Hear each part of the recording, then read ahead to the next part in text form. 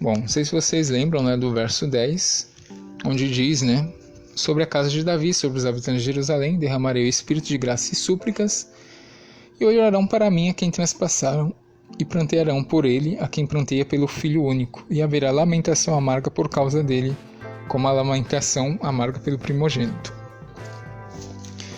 1 Macabeus capítulo 9, a gente vê a morte de Judas, um macabeu, né?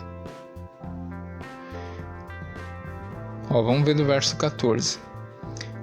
1 Macabeus 9:14. Então, ao ver Judas que Bacdes e a força do seu exército estavam na ala direita, agruparam-se em torno dele todos os mais valentes. E a ala direita foi por eles destroçada, perseguindo-os Judas até ao monte de Azara. Mas os da ala esquerda, ao verem desbaratada a ala direita, atiraram-se no encalço de Judas e dos seus, acossando-os pelas costas. Recrudesceu a batalha, e de ambos os lados muitos caíram mortos. Também Judas pereceu e os restantes fugiram. Olha só. Verso 19. Jonatas e Simão recolheram Judas, seu irmão, e o sepultaram no túmulo de seus pais, em Modim. Lembra daquela lamentação lá, que também é comparada com Josias? Verso 20. Chorando sobre ele, e todo o Israel, simbolizando ali as tribos que Zacarias está falando, todo o Israel fez por ele intensa lamentação, guardando lutos por muitos dias e dizendo, olha o que eles estavam dizendo: como pôde cair o herói, aquele que salvava Israel? O resto das ações de Judas, de suas guerras, dos feitos heróicos que realizou, enfim, da sua grandeza, não foi posto por escrito, seria matéria demais. Olha como o cara era importante. E tem tudo a ver com a época, gente, Zacarias 12. Até a lamentação aqui também. Independente se é o povo, também serve para o povo, que muitos morreram, mas também Judas. Todo Israel lamentou, não só pela morte dele, mas pelo dos outros. E eles ainda falaram o resto das ações de Judas, né? Como pôde cair o herói, aquele que salvava Israel? Mas assim, o chato é que todo mundo ignora isso, né? Ninguém se liga na história. Depois disso a gente vê a sucessão, né, de Jonatas. Também ele foi um grande combatente, né? Eu peço que vocês leiam os livros históricos, lê Macabeus, lê Flávio Josefo também, que é muito bom. Aí a gente entende todas essas coisas. É uma coisa muito clara. Você vê que é profecia mesmo. E foi o profeta que falou, porque falou e cumpriu, né? Vou ler aqui uma parte também, 2 Macabeus 15, que ele faz uma oração. Aqui é o Judas, tá? Que ele diz assim, 15:22 de 2 Macabeus. E assim falou, fazendo a sua invocação: Tu, ó dominador, enviaste o teu anjo no tempo de Ezequias, né, rei da Judéia, e ele exterminou 185.000 homens no acampamento de Senaqueribe. Também agora, soberano dos céus, envia um anjo bom à nossa frente para semear espanto e tremor, e sejam feridos pela grandeza do seu braço. Do seu braço, olha só. Aqueles que blasfemando vieram atacar o seu povo santo. Com essas palavras terminou sua oração. Depois você vê mais uma vitória, ou seja, Deus protegeu eles de várias ocasiões. Então nisso eu vejo um cumprimento nessa época. E é engraçado que esse livro de Zacarias, do 12 ao 14, ele foi mais ou menos escrito no ano 170. E essas coisas aconteceram logo no ano 160 e pouco. No ano 166, que Judas ficou até 160. Mas depois ele teve, né, sucessores. Teve o Jonatas, né, Simão, João Hircano, Aristébulo. Que é aqui uma tabelinha, né? Inclusive uma bíblia de estudo também, cristã também, tá? Porque quem conhece a história não nega essas coisas. Por isso que eu falo que tem que estudar, é bom. Clareia muito as informações, do que tem coisas muito evidentes na história, tá? Mas vamos continuar, né? Eu vou dar minha opinião agora nos capítulos seguintes. E cada um vai ver se tem sentido ou não o que eu falei aqui, Cada um tem cabeça e cada um vai examinar. A gente tem o capítulo 13, que diz o capítulo 13 de Zacarias?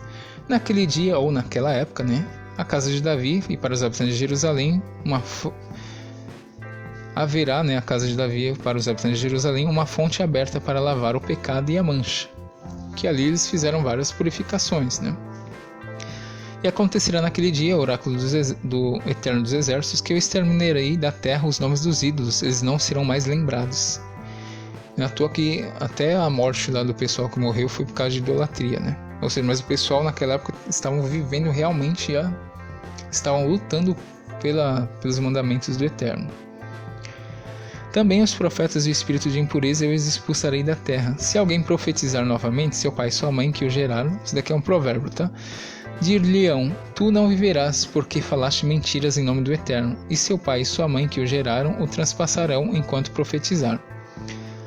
E acontecerá naquele dia que os profetas terão vergonha de suas visões, quando profetizarem, e não vestirão manto de pele para mentir.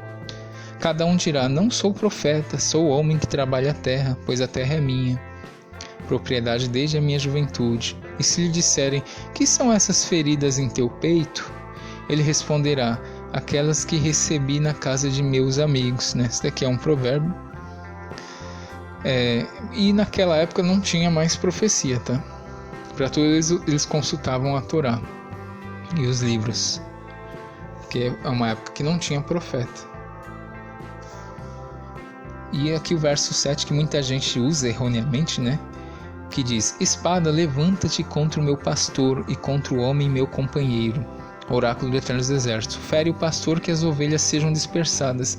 O que quer dizer aqui pastor? Existe, né, duas aplicações no Tanakh sobre pastor, ou é pastor de ovelha, ou líder religioso ou político. Se a gente analisar o capítulo 11, que é um oráculo, né, contra a falsa liderança, você vai ver o que ia acontecer com esses pastores, ou com esse pastor. Verso 15 diz o quê? Disse-me ainda o Eterno, toma os apetrechos de um pastor insensato, isso aqui é Zacarias 11. Porque eis que suscitarei um pastor na terra, ele não cuidará da que desapareceu, ele não procurará aquela que vagueia, não tratará aquela que está ferida e não sustentará aquela que está de pé. Antes devorará a carne dos animais gordos e arrancará os seus cascos.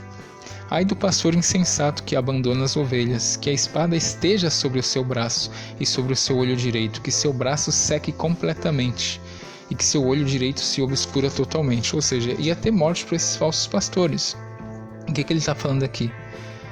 Ia se levantar contra o falso pastor e as ovelhas iam ser dispersas.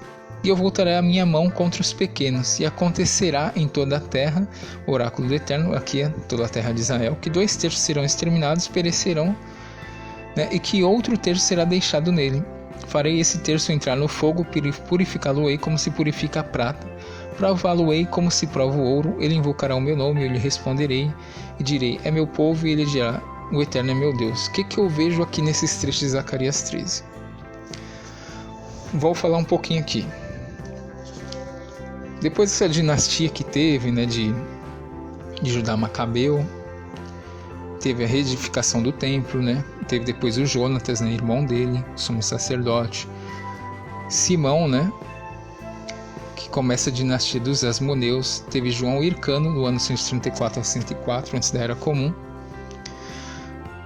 onde ele expande, né, o Estado independente judeu. Eles tiveram praticamente um século de paz ali. Depois teve o domínio de Alexandre Janeu, domínio de Salomé, Alexandria, né? Israel chegou a uma época e foi governado também por essa mulher. Hircano II é o sumo sacerdote. Batalha entre Aristóbulo II e Hircano II, na volta de 66 a 63 antes da Era Comum. Depois, no período romano, né? No ano 63 antes da Era Comum, o general romano Pompeu tomou Jerusalém e as províncias da Terra Santa passaram a ser dominadas por Roma. O governo local foi confiado, ora a príncipes, ora a governadores romanos, nomeados pelo imperador, quando, né, no caso, tem a história do Novo Testamento, etc e tal, né? O Herodes é o que governava a região. O que aconteceu nessa época, 63 antes da Era Comum? Pompeu invade a Terra Santa e começa o domínio romano. No ano 63 a 40, Hircano II governa sob o controle de Roma. No ano 48, Júlio César derrota Pompeu.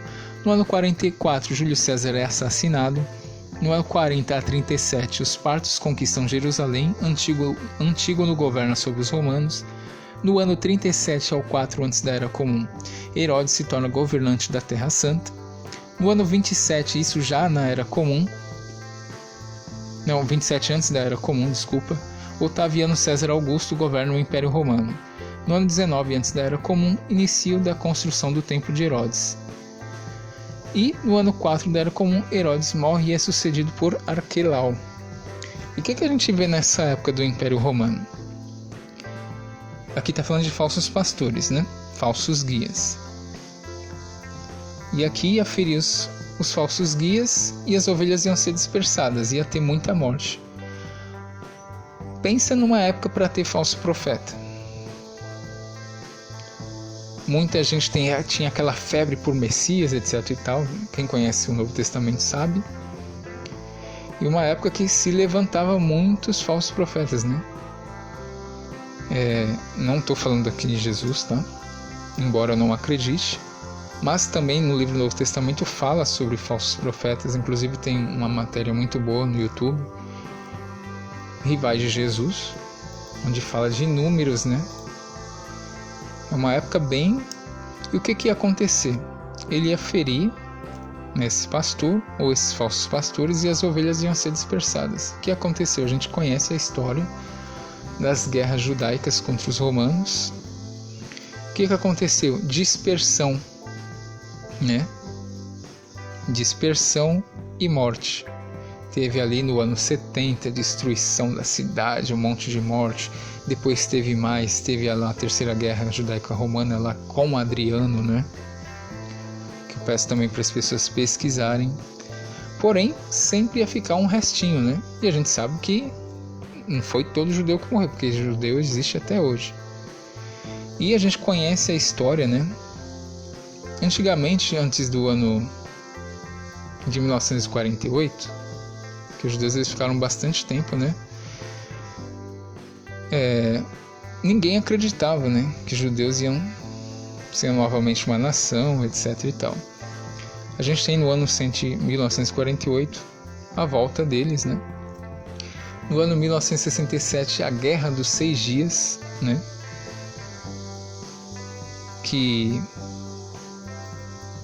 Onde Deus ele dá livramento para o povo.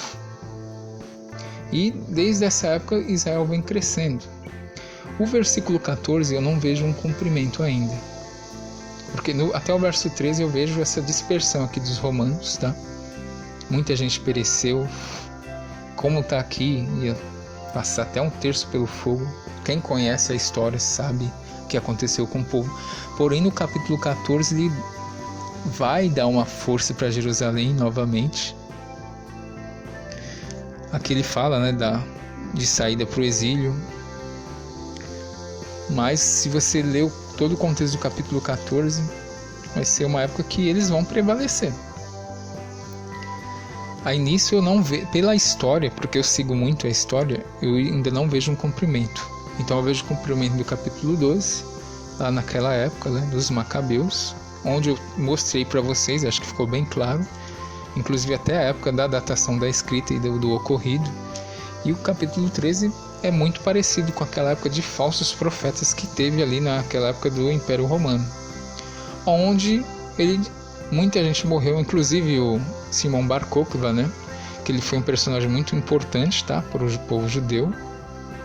Ele venceu também muitas batalhas, mas ele era cheio de se intitular, né? Falava que era Messias, tal, e muitos acreditaram.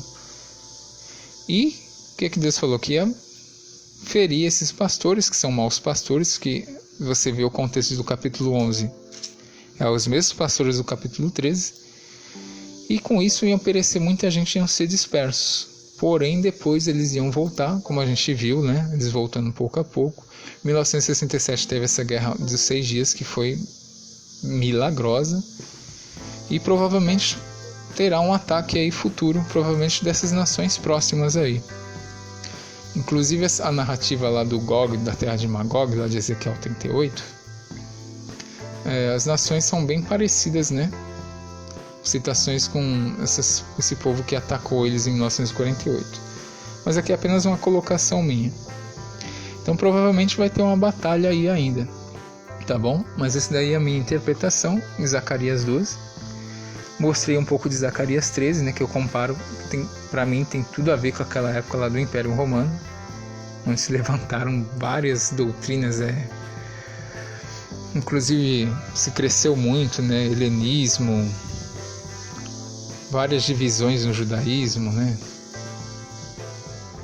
Messias para cá, Messias para lá, e nisso Deus, né, feriu esses irmãos pastores e um monte de gente foi dispersada, todo mundo conhece a história. Então tá aí, essa é a minha conclusão, tá, de Zacarias 12. Bom, pessoal, só para encerrar eu vou fazer umas perguntas, principalmente para as pessoas que xingam os judeus, né, falam que eles querem negar, que são cegos, etc e tal. Primeiro, existe 2 cumprimentos no Novo Testamento. Um, quando o soldado traspassa ele, e o João fala que se cumpriu, e o outro fala em Apocalipse. No texto de Zacarias, qual é o contexto? É de guerra ou de uma pessoa que seria crucificada e as outras pessoas iam chorar? Contexto de guerra. O contexto Jerusalém que ia acontecer não ia ser protegida? Ia ser protegida. Isso bate com a época do Império Romano? Não. Outra coisa, para quem falar, é o futuro, quando ele vir nos céus, e aí os judeus vão olhar para ele, as mãos traspassadas vão chorar e aceitar. O texto diz isso? De que eles vão ver alguém subindo no céu com as mãos traspassadas e que eles iam chorar e aceitar? Não, o texto não diz isso. O texto que ele faz comparação com o Vale de Megido, do Josias, o que está falando do texto? De pessoas morrendo na guerra, de alguém especial que eles choraram. O cumprimento, no qual, na minha opinião, foi algo parecido, praticamente igual ao que aconteceu com Josias. Agora, tá falando de alguém que vai vir dos céus e as pessoas vão aceitar chorar? O texto diz isso? Não, não diz isso. Então, assim, pessoal, tá certo que criticam, etc e tal. Eu não sou judeu, mas assim, essa visão aqui faz sentido, porque tá na história, né? E o contexto é um contexto de guerra, que Jerusalém é protegida. Então não tem como ser lá no 1º século do Império Romano, não tem nada a ver o contexto histórico. E também não tem nada a ver com uma coisa futura de alguém vindo na nuvem, as pessoas olharem para ele, a hora é esse, vamos chorar por ele. Não. E aqui é traspassado de guerra, assim como o Josias, ele foi traspassado na guerra, assim como também o Judá Macabeu. Ele foi traspassado na guerra. Então não é traspassado de ser crucificado em mãos e pés, o texto não diz isso, tá bom? Então é só para reflexão. Agora encerro o meu estudo.